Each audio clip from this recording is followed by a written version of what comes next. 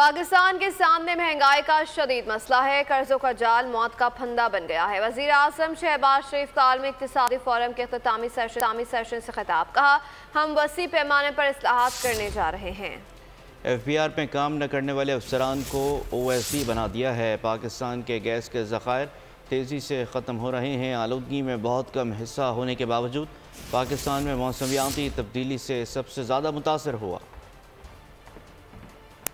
There is also a problem of inflation and debt trap. I call it death trap.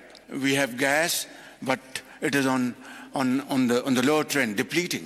For the first time in the history of Pakistan, after getting credible input from agencies, I made OSDs, those highest level officers who were not functioning, had a grey record, and I said, come what may, I will not accept any pressure. I will move forward with a sense of purpose, with a sense of achievement, and make Pakistan find its place. Nothing to do with these reasons leading to climate change.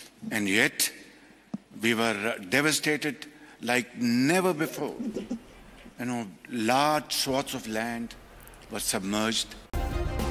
Subscribe करें और bell दबाएं ताकि कोई खबर रह न जाए।